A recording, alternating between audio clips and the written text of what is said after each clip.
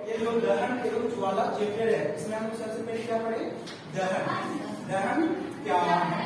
तो हम लोग क्या पढ़े कि दहन उस प्रक्रिया को करते हैं, दहन उस प्रक्रिया को करते हैं। बैठ जाओ।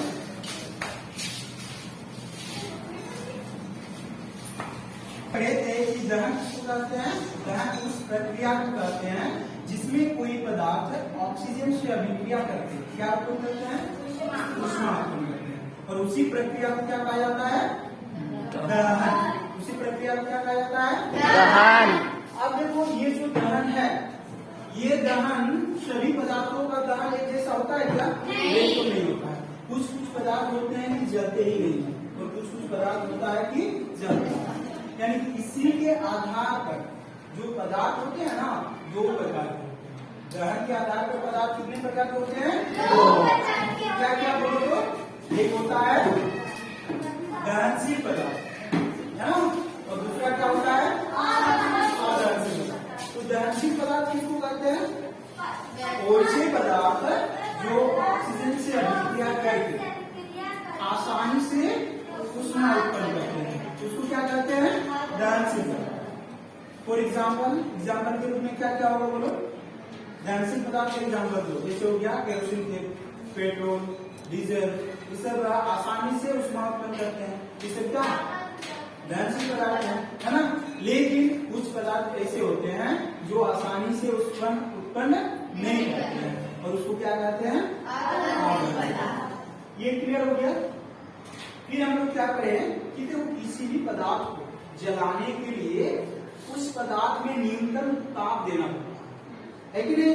जैसे मान लो एक मोटा सा लकड़ी है, उसको आग में दे दी तो तुरंत जलेगा? नहीं जलेगा।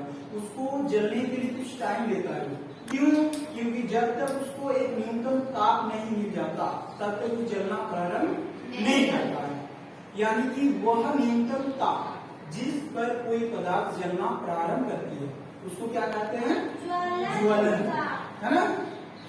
अच्छा, ज्वलन का यानी कि हम लोगों का आगे हम लोग जो पढ़े हैं कि किसी भी पदार्थ का दहन के लिए हम लोगों को मुख्य रूप से 3 चीजों की आवश्यकता होती है। क्या क्या बोलो तो? ऑक्सीजन। ऑक्सीजन के बिना कोई भी वस्तु नहीं जलेगा। दूसरा चीज ज्वलन का, ज्वलन ताप होगा तभी वो जलेगा, नहीं तो नहीं जलेगा। और तीसरा चीज वो पदार्थ दहनशील होना चाहिए, है ना। ये चीज हम लोग पढ़ ली। फिर हम लोग क्या पढ़े कि ये जो दहन है ना, वस्तुओं का दहन एक जैसा बिल्कुल नहीं होता है। कुछ वस्तुएं होता है तेजी से, कुछ वस्तु होता है धीमी गति से, और कुछ वस्तु होता है अपने आप, तो कुछ वस्तुएं होता है क्या कि जलने के साथ साथ आवाज भी निकलती है ना। तो उससे दहन जो तेजी से होती है ना, उस दहन जो है ना, दहन का प्रक्रिया तेजी, तुरंत जैसे ही वो ऑक्सीजन के संपर्क में आया तो जल उठता है, उसका दहन हो जाता है। तो उसको क्या कहेंगे? तीव्र दहन। फॉर एग्जाम्पल में पेट्रोल का दहन, गैसों का दहन, ठीक है। अच्छा, एक होता है स्वतः दहन। स्वतः दहन क्या कहते हैं बोलो? हाँ,